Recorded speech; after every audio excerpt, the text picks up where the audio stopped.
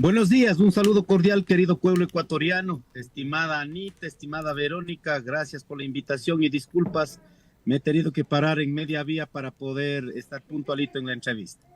No hay problema, Leonidas. Buenos días, más bien. Bueno, queríamos saber un poco qué pasó este fin de semana en esta Asamblea Popular que se realizó acá en la ciudad de Quito, cuál fue un poco el objetivo de este evento y cuáles fueron justamente las resoluciones que se dieron. Bueno, la Asamblea Plurinacional desde los sectores populares que llevamos a cabo el día sábado 15 de julio, establecimos como mecanismo de este día trabajar en 4 mesas. De las 4 mesas salieron los acuerdos y compromisos, las resoluciones. Primero trabajamos en una mesa en la construcción de un programa de gobierno desde los sectores populares del Ecuador. Una segunda mesa trabajó sobre la consulta popular del Yasuní y el Chocó Andino, los mecanismos, las estrategias, cómo vamos a avanzar en este compromiso. Una tercera mesa trabajó sobre el fortalecimiento del movimiento de unidad plurinacional Pachacutic, no desde la mirada que nos quieren hacer ver, no una mirada indigenista, sino cómo integramos en un proyecto de país donde hay toda la diversidad étnica, cultural, pero también que podamos identificar los factores de producción, los sectores del trabajo, en este caso, ¿no es cierto?, sector privado, obreros, amas de casa, estudiantes, toda la diversidad. Y una cuarta mesa trabajamos sobre el tema de la minería y todas las consecuencias de la violencia que en estos días ha asentado más y más en nuestros territorios. Entonces, en la primera mesa se discutió sobre la construcción de un programa de gobierno desde los sectores populares. Aquí habíamos definido cuáles deberían ser esas líneas grandes. Y ahí hemos recogido las demandas del 2019 y 2022 como base fundamental. Pero en términos económicos hemos analizado que no se puede seguir admitiendo como normal la imposición del Fondo Monetario Internacional, en este caso, que han obligado a través de los créditos de las multilaterales, nos obligan a acoger una conducta política en este país. Eso no puede ser normal. Por lo tanto, demandamos que el Estado ecuatoriano, las autoridades, en este caso del Estado, debemos garantizar la decisión soberana de los ecuatorianos.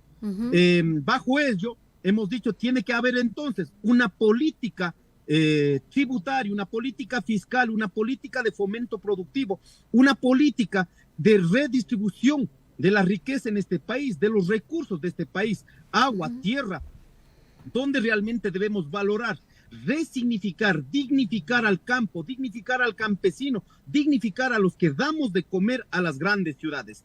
Eso de manera general, digamos, ¿no es cierto? En el tema de política tributaria, por ejemplo, no se puede seguir admitiendo que los grandes grupos económicos en muchas veces se han beneficiado de las políticas del Estado, pero no pagan impuestos. Cada gobierno que viene construye alguna normativa, entonces está a la orden del día, ¿no es cierto?, en este caso, las remisiones tributarias, cualquier forma de beneficio, pero siempre han ganado. Por eso, como referencia del 2021, por ejemplo, 6.338 millones de dólares, en este caso se exoneró a muchos de estos. Solo tomando en cuenta que ahora estamos con el tema de la consulta del Yasuní, solo si cobráramos al 10% de los grupos más importantes que no pagan impuestos en este país, ahí sacaríamos de entre 4 a 5 veces más de lo que sale en el Yasuní. Entonces, el problema de la pobreza, el problema de la riqueza de este país es que hay unos cuantos que no responden al Estado, no pagan lo que corresponde, mientras los pobres, los de a pie, los profesionales que recién gradúan, tienen un trabajito, todos pagamos el 100%, lo que obliga el Estado a través de la ley y la Constitución. Leonidas, entonces esas son parte, digamos, del primer punto que sería el programa de gobierno desde los sectores populares, ¿no? Que se discutieron en esta Asamblea Popular. El segundo punto es, obviamente, que está anclado a que es el apoyo a la consulta del Yasuní y a la consulta del Chocó Andino. Van por el sí, digamos, la CONAIE. Y los otros dos puntos son la reorganización, digamos, de Pachacuti. Pachacutic, ¿no? ¿Cuál es la resolución en este sentido de apoyar o no? Ustedes han tomado la resolución, de hecho, de que no van a apoyar a ningún candidato, ¿no? Porque Pachacutic no tiene candidato, tampoco tiene candidatos para asambleístas nacionales, no van a apoyar a ningún candidato. Y esta resolución, digamos, implica que ustedes no apoyarán a ningún candidato en la primera vuelta y en la segunda vuelta, ¿o cuál es la resolución tomada? Sí, a ver, para entonces desarrollar los 4 puntos, me parece importante para profundizar el tema de Pachacutic. En la segunda mesa, aquí hay una estrategia que debe entender el pueblo ecuatoriano. Después de 50 años de vida de la explotación petrolera, ¿realmente el país ha desarrollado o es que los recursos económicos alguien las acumuló? Alguien sí está viviendo, alguien sí se ha aprovechado de esos recursos. En muchos de estos ha acabado en actos de corrupción. Pero devolvamos a los territorios. Vamos a ver qué ha pasado con territorios donde sale el petróleo.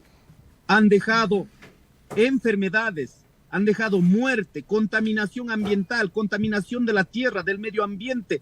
Los pueblos prácticamente estamos aniquilando nuestro propio proceso cultural.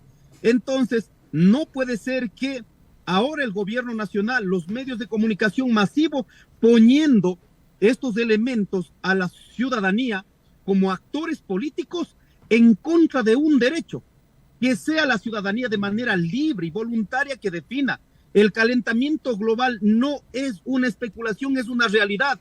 Miremos lo que va a pasar ahora con con el fenómeno del Niño. Sí, ha habido siempre, pero el incremento agresivo de toda la presión que va a generar en este caso, el fenómeno del niño y de la niña, si llegamos a 2.5, como está calculando la ciencia, ciudades como Guayaquil, ciudades que están en las riberas de las costas de los mares, ¿no es cierto?, a nivel global serán desaparecidos. Entonces, no creo que en este momento debemos ayudar, aportar a ese proceso de calentamiento global. Por eso creemos importante que tiene que ver con una lógica de aquí de los ecuatorianos, pero también tiene que ver con una lógica mundial. Por eso llamamos en esta mesa, con la estrategia, a trabajar por el sí en la consulta.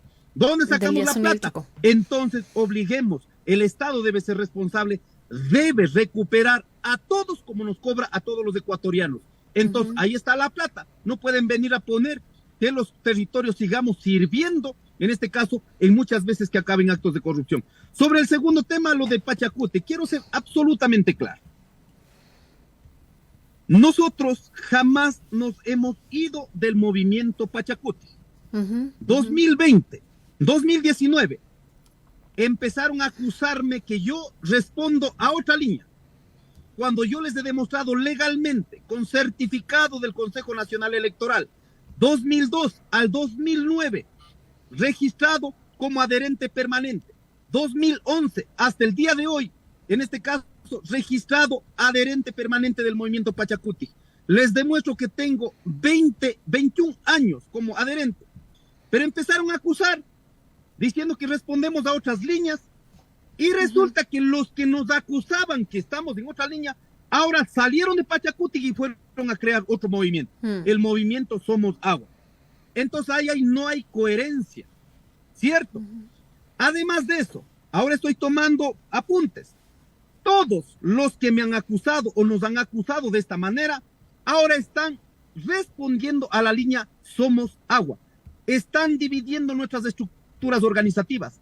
En vista de aquello, hemos dejado claro, el movimiento Pachacutic no tiene candidatos ni a la presidencia de la República ni a la Asamblea Nacional. ¿Por qué? Porque la coordinación saliente, empapada de corrupción, empapada de todo lo que hemos visto en estos años, con un grupo de asambleístas, hicieron que, yendo a un proceso electoral del movimiento Pachacutic, que ganamos en su territorio, un día luego de haber ganado, pusieron una impugnación. Eso generó en términos legales un problema interno que no se puede registrar en el Consejo Nacional Electoral, que esperamos en este momento la audiencia del Tribunal Contencioso Electoral. Por ese problema, así hubiera ido cualquiera de los compañeros, no podían registrar. Entonces ahí hay un acto de irresponsabilidad que han dejado manoseado al movimiento Pachacuti. Y ahora como salvadores resulta que ellos toman la decisión arbitraria y dicen de manera individual, van y apoyan a partidos que están viniendo a dividir nuestras estructuras organizativas. Compañeros de las 24 organizaciones, de las 24 provincias del país, donde tenemos estructuras organizativas. Sí, nosotros podemos anclar en una unidad de izquierda, pero una izquierda que sepa respetar. ¿Acaso ellos no están diciendo que dividieron las estructuras organizativas en los años pasados, de los gobiernos pasados? Claro que sí, pero ahora están haciendo exactamente lo mismo. No coordinan jamás con las autoridades territoriales, se meten por debajo, provocan división. Eso nosotros rechazamos. Yo soy de la provincia de Cotopaxi. El movimiento, en este caso, MPD, ahora UP, aprovecharon de un problema interno del movimiento que incluso secuestraron a la coordinadora, hicieron firmar para que vaya un candidato en las anteriores elecciones con ellos. Nosotros jamás lo haríamos aquello. Jamás lo haríamos aquello. ¿Por qué? Porque si somos de campo de izquierda, jamás provocamos división. Ahora vienen con lo mismo, aprovechando de los problemas que hemos tenido en el movimiento como puntas de lanza para provocar más división. Por todos esos temas hemos dicho, nosotros no podemos abogar por candidatos que prefieren la división. Nosotros vamos a quedar cuidando la unidad del movimiento organizado, pero también del espacio político como es el movimiento Pachacuti. Por ello invitamos a sostener las candidaturas en las provincias que respondieron o salieron de un proceso colectivo y rechazar cualquier forma de división en nuestras estructuras organizativas. Ahora, Leonidas, otra de las mesas que estuvo presente en esta asamblea fue el tema extractivo, el tema minero, y conjuntamente decía que el Frente Nacional Antiminero menciona que el día de hoy se realizará un intento de consulta ambiental en Palo Quemado, justamente en la provincia de Cotopaxi, y hay un poco preguntarle cuál es la situación en las naves, en Palo Quemado, en otros territorios, qué está pasando con estos intentos de consulta. Es una aberración lo que está haciendo el gobierno nacional. Al cierre del año sacaron los 2 decretos donde identificaban, entre comillas, supuestamente, ¿no es cierto?, identificaban a los grupos terroristas.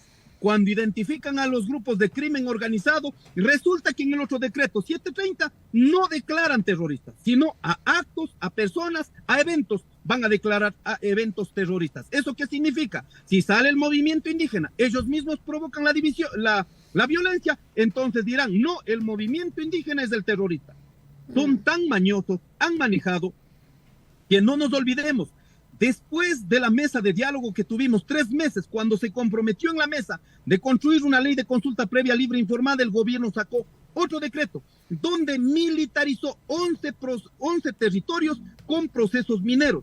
Además de eso, sin responder a los procesos constitucionales que comprometió en la mesa, en este caso, pasó las naves y guarins, pasaron en la etapa de la explotación a cielo abierto. Ahora tenemos el decreto 606 y tenemos el decreto 754, que por decreto presidencial, rompiendo la constitución de este país, imponen la famosa consulta ambiental. Claro que no llegan pues a consultar a la gente, llegan con militares a imponer con bala a que digan sí. No puede ser eso normal en un país con derechos, en un país constitucional. Por ello creemos importante la resistencia en los territorios. En este momento necesitamos sostenerla con mayor fuerza. Por ello, en la 4ª mesa se discutió no solo el tema de Choco Andino, que la impulsamos, la defendemos, la vida, la biodiversidad, el agua, las zonas productivas, de dónde salen los recursos hídricos para producir y dar de comer a las grandes ciudades, sino tiene que ver en el resto de las provincias también. Por ello, nuestra solidaridad demanda la resolución del 15 de julio, salió la resolución de solidaridad con nuestros compañeros Ángel y Julio, en este caso, que están en este momento procesados, están con prisión preventiva. ¿Cómo es que llego a la casa? Imagínense, llegan a la casa nuestra. Estos compañeros son digamos, ¿de qué comunidad? Son compañeros de las naves, de la provincia de Bolívar. que entraron con militares a una consulta ilegal, a una consulta donde nada tiene que ver con los procedimientos que dicta la Constitución y los organismos internacionales. Ahora lo que pasa en Palo Quemado, en mi provincia, provocan división, generan especulación en la gente, ofrecen ilusiones de resolver el problema económico. Solo hemos pedido, miren la realidad de los países hermanos como Chile, lo más cercano en el Perú, comunidades indígenas completas desplazadas, acabada su territorio, sin el agua. No se puede vivir de esa manera. Por ello hemos decidido en la cuarta mesa de igual llevar una acción conjunta. En este momento se está planificando a nivel territorial para hacer acciones de defensa territorial en los lugares donde el gobierno nacional ha impuesto de manera autocrática, ha impuesto esta lógica para seguir impulsando el extractivismo. Leonidas, estos dos líderes que dice que están detenidos con prisión preventiva, ¿de qué son acusados? Bueno, de diferente manera. En este momento solo tengo el reporte que están llamados a un proceso por enfrentar a las, ¿cómo se llama esto? A las autoridades pública. Del Estado, ya. a la autoridad pública, por paralización también. Bueno, también han vinculado con el tema del terrorismo. Esperemos que en el proceso se pueda demostrar cualquiera de las situaciones que están imponiendo a los compañeros. Leonidas, y sobre la situación, digamos, de estas acciones, digamos, de resistencia en los distintos territorios y sobre que va anclado, digamos, a la construcción de una propuesta, digamos, que no solo sea del movimiento indígena, sino una propuesta de los sectores populares, de las organizaciones sociales y populares. ¿Hay ahí, digamos, una articulación con qué sectores ustedes están coordinando y dialogando y construyendo esta propuesta más amplia, digamos, que no solamente es parte de la CONAIE, sino con qué sectores están construyendo esta propuesta, que también fue, digamos, parte otros grupos de la asamblea popular que tuvieron, ¿no? Entonces, quisiera que me cuente justo cómo se están dando estos diálogos y esta construcción, y si es que esa propuesta de construcción de la asamblea popular para generar este plan tiene también una mirada hacia las elecciones, no estas, digamos, porque ya no tiene un candidato, pero sí para el 2025, o sea, ¿cómo se está articulando esa agenda? Bueno, la construcción de este programa de gobierno la hemos definido con los sectores sociales del campo popular. Aquí hermanos blancos, mestizos, hermanos cholos que se autoidentifican cholos, hermanos montubios, hermanos afros, indígenas en términos étnicos. Y en términos de trabajo, los trabajadores del campo y la ciudad, sean de sector público, sean de sector privado. En términos generales, también nuestros hermanos que estamos luchando juntos, ecologistas, ambientalistas, hermanos de Yas Unidos, colectivo Yas Unidos, el Frente Nacional Antiminero, estaban hermanos artesanos, compañeros transportistas, estudiantes, académicos. Entonces, ahí hay una diversidad, de las cuales más o menos se tiene como unas 20 organizaciones que tendrían un carácter regional y nacional. Entre los que tienen carácter local, territorial, provincial, llegamos aproximadamente a unas 80 organizaciones este día. Por ello invitamos a los queridos compañeros, a las compañeras feministas también, por cierto, compañeras que luchan en una agenda feminista, pero también en la lucha por el respeto a las diversidades sexuales en este país. Entonces se ha integrado desde las diferentes visiones compañeros que trabajan todos estos temas culturales, el arte, la música, todo lo que desarrollamos en este campo. Entonces, en ese sentido, es un espacio amplio que integra, pero el límite es el campo popular, donde podamos mirarnos entre nosotros, entre los que estamos sosteniendo una lucha, la que derivó en el 2019 y 2022. Así que invitamos a que sean partícipes de este proceso, y es más, la resolución de esta Asamblea Plurinacional, efectivamente se dijo que hay que llevar a territorializar estas asambleas. Por ello vamos a desarrollar el día martes de la siguiente semana la siguiente asamblea territorial en la provincia de Cotopaxi para trabajar fuertemente por la consulta popular. Leonidas, muchísimas gracias. La invitación queda abierta entonces para territorializar estas asambleas y ahí estaremos también pendientes de las resoluciones. Muchísimas gracias. Un abrazo, muchas gracias a todos y todas.